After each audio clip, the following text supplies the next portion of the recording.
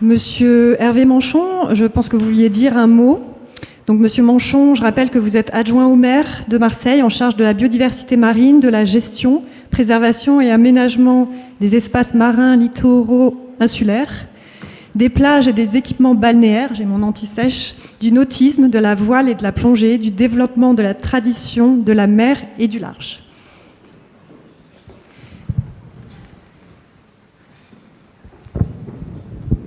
J'ai tenu à ce qu'Anne Claudius Petit vienne en même temps parce que ça va être très bref.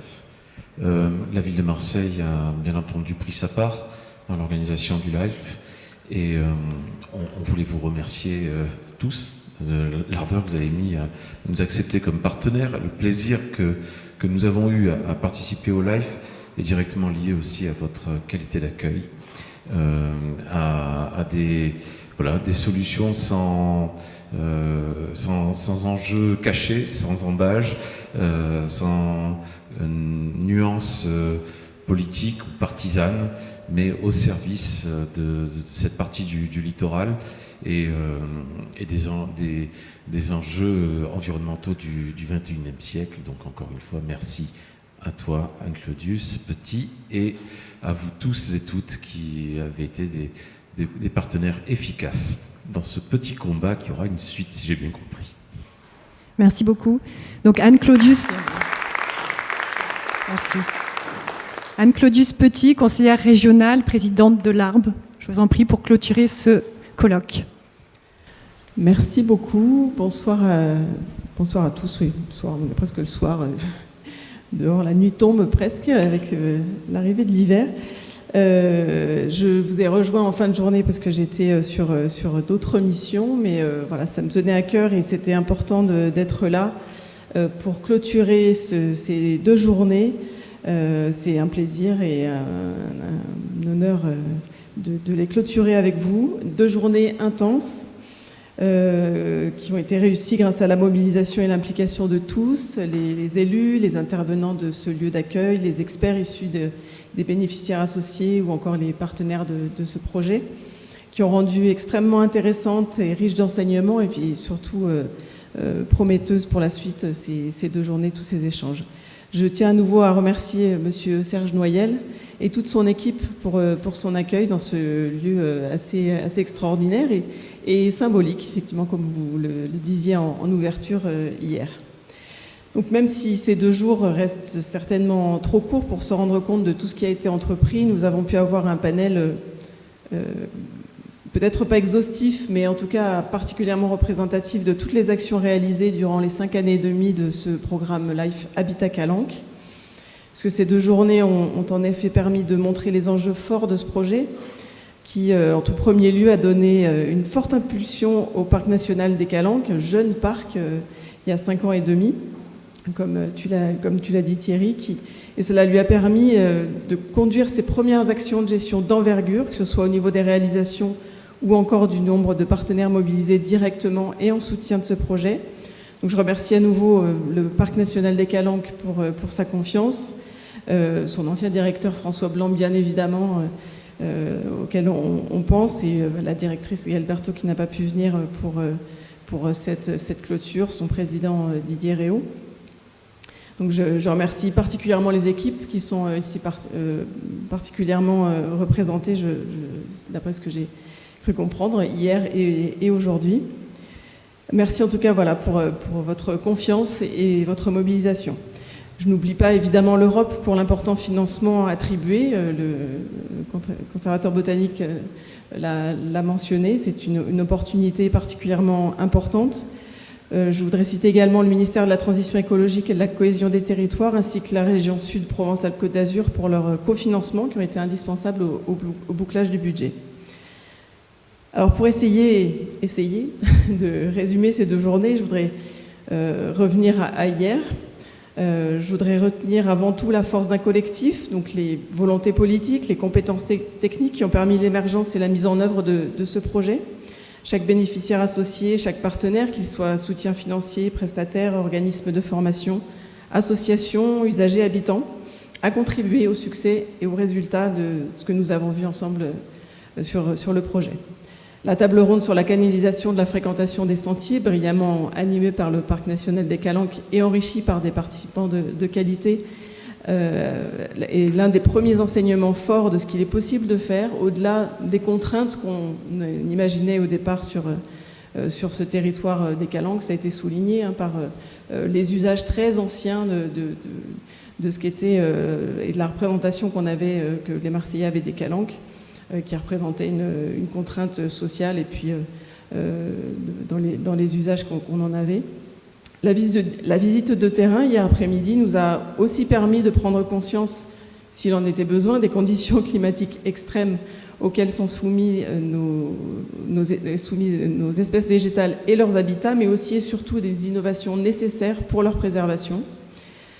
Ensuite, pour aujourd'hui, l'intervention d'Aix-Marseille Université a permis de mieux comprendre les vecteurs de croissance et de reproduction, que ce soit au niveau des sols, des dynamiques de semences naturelles, de pollinisation pour l'astragale de Marseille, notre précieuse astragale. Là aussi, il est à noter que le travail ne s'est pas fait tout seul, mais au travers d'un lien fort entre les partenaires, puisque la mise en culture de pas moins de 8000 graines n'a pu être possible que grâce à l'intervention de la ville de Marseille dans sa pépinière municipale. Donc à grande échelle, et la ville a donc fait naître tous ces plans et cette action qualifiée de réelle maternité par les intervenants conscients de l'enjeu sur cette espèce protégée. Ça a aussi permis d'améliorer les modes d'intervention de la ville en lien avec Aix-Marseille Université qui a consciencieusement et régulièrement suivi la croissance de ces plans. Ça a été rappelé d'ailleurs en conclusion. Et au final, ce sont 4532 pieds qui ont été plantés en local, ce qui a permis de presque doubler les effectifs présents dans le territoire du parc. Les résultats et le constat ont été particulièrement positifs, ça a été rappelé en conclusion. Un autre constat important a également été relayé dans la salle ce matin, c'est l'ensemble du travail scientifique qui a été mené et qui permet de montrer un élément fondamental qui devrait être pris en compte de façon plus importante dans les actions et décisions liées à la préservation des espèces et des habitats, c'est-à-dire l'interdépendance entre espèces. Et ce travail, en fait réellement la démonstration factuelle. Que ce soit sur l'astragale de Marseille ou sur le plantain subulé présenté par le Conservatoire botanique national méditerranéen, le niveau de connaissance a été largement accru et permet une réelle amélioration de cette connaissance sur ces espèces et sur les milieux dans lesquels elles vivent. Ces éléments sont essentiels pour l'aide à la décision, dans les interventions sur la préservation, voire la restauration de milieux littoraux. Le délicat sujet, enfin, des espèces exotiques envahissantes et les actions conduites dans le cadre du projet, plus largement de la façon d'appréhender ce sujet, ont pu être réellement avancées avec le Conservatoire botanique national méditerranéen également. Il a fallu en effet mettre en place une vraie stratégie d'intervention hiérarchisée et justifiée à construire en totalité. Trop peu d'éléments étaient disponibles au démarrage du projet au regard de l'ensemble des situations et des contraintes à intégrer sur ce projet. Parmi celles-ci, il a fallu inventer des méthodes d'intervention pour arracher, puis évacuer, voire éliminer ou valoriser ces espèces exotiques envahissantes, ce qui n'était quand même pas la moindre des tâches, surtout quand on voit les milieux parfois extrêmes dans lesquels ces plantes croissent particulièrement. Effectivement, on parlait du chantier du Frioul, c'était quand même un sacré chantier. Le travail important du Conservatoire botanique national méditerranéen, en lien étroit avec le parc et plus largement avec l'ensemble des partenaires, notamment le Naturoscope pour le volet sensibilisation et sur la concertation sur ce sujet, ont permis, je pense, et je l'espère en tout cas, de faire un grand bond en termes de connaissances et d'action sur le sujet des espèces exotiques végétales exotiques envahissantes. Et nous savons tous que c'est un sujet qui commence à toucher l'ensemble du territoire régional, donc on va pouvoir se servir de toutes ces méthodes et de ce que vous avez mis en place ici pour d'autres espèces, je pense. Enfin, et non des moindres, les volets communication, sensibilisation et coopération, toujours complexes et pourtant essentiels, ont été réfléchis et mis en œuvre dès le début du projet. C'était important, ce sont des éléments essentiels et structurants du projet, sous la responsabilité et la coordination de l'Agence régionale pour la biodiversité et l'environnement et du Naturoscope. Donc la vigilance s'est portée sur la co-construction de ces outils avec l'ensemble du partenariat et en cohérence évidemment avec la stratégie de communication du Parc national des Calanques. Là aussi, l'innovation était au rendez-vous, avec une concertation constante avec les habitants, notamment via les comités d'intérêt de quartier, un lien avec les acteurs économiques privés tout au long du projet, une campagne d'affichage d'envergure sur les lignes de bus qui desservent le territoire du parc national, des animations pédagogiques, un guide de gestion, un guide planton local que nous allons pouvoir diffuser très, très largement, et puis une coopération internationale. Je ne vais pas tous les citer, mais à propos de coopération internationale, j'ai en mémoire, et je crois qu'Alain Mante, ce que j'ai vu tout à l'heure, était avec moi quand on a fait visiter la ministre de l'énergie et de l'environnement du Costa Rica, quand elle est venue juste le jour de l'ouverture du Congrès mondial de la nature. Et pourtant, vous connaissez le Costa Rica, qui est un État de 5 millions d'habitants, à peu près grand comme notre région. Et ils ont énormément de parcs nationaux, ils savent très bien ce que c'est. Par contre, ils étaient intéressés par les spécificités du parc national des Calanques comme parc périurbain. Eux n'ont pas ce type de parc, et donc ils étaient intéressés par la réflexion qu'on a sur ce territoire. Et on a fait une rapide visite, parce que son emploi du temps était limité, mais vous voyez qu'on avait pu évoquer ce projet avec elle. Donc la coopération internationale était aussi présente comme une autre dimension du projet. Je ne vais pas donc citer toutes les actions qui ont été menées, mais je voulais souligner et remercier le travail des étudiants de Gaming Campus.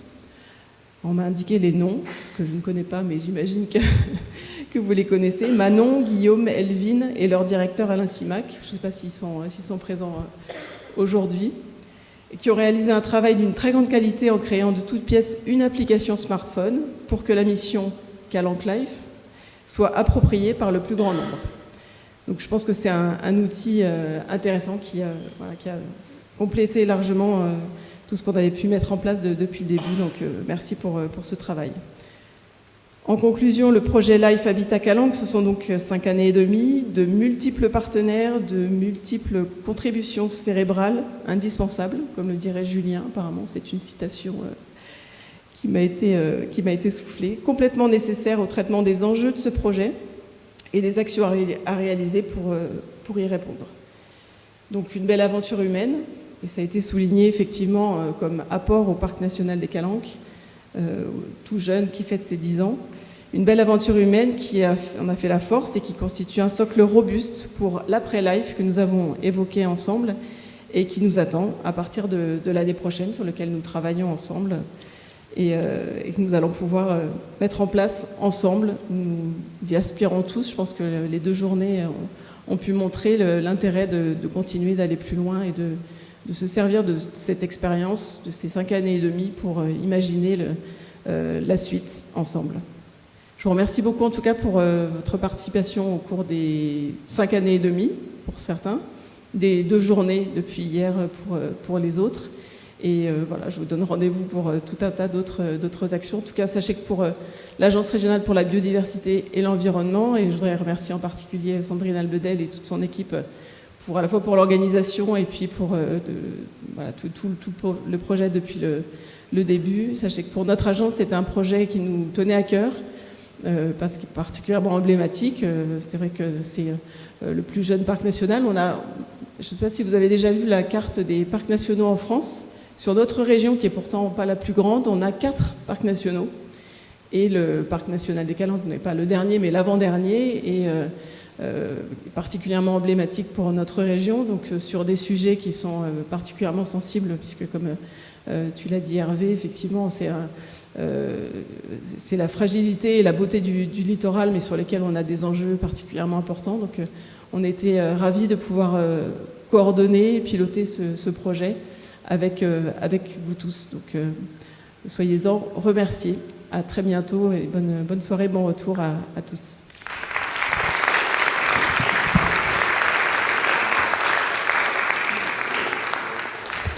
Je crois que Serge Noyel voulait ajouter un petit mot en conclusion des conclusions. Madame la Présidente, Madame la Conseillère régionale, Monsieur le maire adjoint chargé de la mer et de beaucoup d'autres éléments, vous avez une carte de visite assez impressionnante. Vous avez certainement une carte de visite exceptionnelle en France, Je voudrais remercier Sandrine et toute son équipe qu'on a vu travailler ici avec gentillesse, mais aussi avec militantisme. Voilà, on sent que tous, ce sont des gens passionnés, passionnants, qui ont tout fait pour préparer ce colloque. Remercier tous ceux qui ont participé, les scientifiques, les représentants du Parc national, les associations. On est très très heureux de vous accueillir, et je dirais presque en tant que profane, maintenant je sais qu'il y a des plantes endémiques exceptionnelles, je sais qu'il y a des plantes envahissantes, je sais qu'il y a le problème du piétinement, je sais qu'il y a besoin de la totalité de la pensée, qu'elle soit scientifique, pédagogique et aussi militante, pour qu'on essaye ensemble de modifier ce paysage et d'aller des ténèbres à la lumière. Alors nous, au théâtre, nous avons aussi des spectateurs endémiques. Malheureusement, on n'a pas de spectateurs envahissants. Voilà. Malgré nos 30 000 spectateurs, c'est vrai que nous nous battons pour que les gens viennent au théâtre, viennent dans les calanques. Et nous avons voulu, Marion et moi, vraiment installer ce théâtre ici. On nous proposait ailleurs. Et j'ai toujours dit que les spectateurs, y compris les plus défavorisés, vont là où il y a la lumière. Ce site est exceptionnel dans toute l'Europe. Toutes les compagnies que nous accueillons, de Pékin à New York, de Hambourg à Madrid, tous ceux qui sont venus ici ont été étonnés. Et des plus grands metteurs en scène, des plus grands chorégraphes aux jeunes compagnies, tout le monde dit, vous avez un site mais exceptionnel. Et souvent, les Marseillais, à force et de l'habitude, on oublie ça. Et c'est vraiment important, ce colloque vraiment nous a appris, nous, en vous écoutant, l'unanimité de toutes les interventions. Ça a été assez exceptionnel. Toutes les interventions, dans des angles différents, ont eu cette obsession, effectivement, de la protection de la nature, de la protection de notre environnement. Et je crois que pour les jeunes générations, évidemment, il y a une angoisse avec ces problèmes de climat, ces problèmes d'écologie, et nous devons tous travailler ensemble. C'est pourquoi nous espérons, Madame la Présidente, mais j'en suis sûr, que le 4 mars, je vous le dis, je vous tends la main, nous travaillerons avec Sandrine, avec vous, Madame la Présidente, Monsieur le maire adjoint, et aussi avec le président de la région, pour faire que le 4 mars, il y aura un colloque art et biodiversité, qui sont les deux grandes donnes de cette région. Cette région a le plus de parcs nationaux et régionaux en France et a le plus d'activités artistiques. Les artistes sont actuellement en train de réfléchir à la transition écologique, comment on va travailler là-dessus, et nous, ici, on doit être un laboratoire. On doit créer des... Aujourd'hui, on a modifié aujourd'hui des rencontres sur Bruxelles en Seine qui devaient se faire au mois de mars, elles se feront au mois de juin, dedans et dehors du théâtre. Il faut qu'on apprenne à être dans la nature sans la détériorer. Donc le 4 mars, on espère qu'avec vous, les universitaires, je vous le dis, il y aura la place pendant une journée entière, de 10h du matin à 18h, de vulgariser au niveau du public. On va convoquer le public. Là, pour l'instant, vous étiez tous des grands spécialistes. Demain, le 4 mars, on voudrait faire venir notamment les gens, la population, les marins qui travaillent dans le parc, les habitants qui sont ici, les touristes qui viennent. La solution aussi au piétinement, je l'ai dit, et ce n'est pas un croc en jambe, passera aussi par le fait que les touristes ne puissent plus aller dans les calanques. Il faudra créer un tampon de parking, et ça sera la première pédagogie pour se dire on rentre dans un lieu protégé bien avant le fait qu'on rentre dans les calanques. Et on ne peut plus, la solution, c'est ne plus du tout aller en voiture, et il faut comprendre que les calanques ne s'arrêtent pas à la frontière des calanques, c'est l'ensemble du territoire urbain et périurbain et naturel qu'il va falloir repenser. Il faut repenser la ville. Et je pense que nous avons tous ce souci, non pas en tant que politique, mais en tant que citoyens, de faire cet effort de repenser une nouvelle ville. Et nous avons la chance d'un site exceptionnel. Donc merci d'être venus, soyez les bienvenus, et on vous attend au prochain spectacle. Il y a des contes pour enfants, il y a un concert samedi, Et il y a plein d'activités, soyez tous les bienvenus. Et pour vos associations, nous serons toujours là. Merci en tout cas de votre confiance.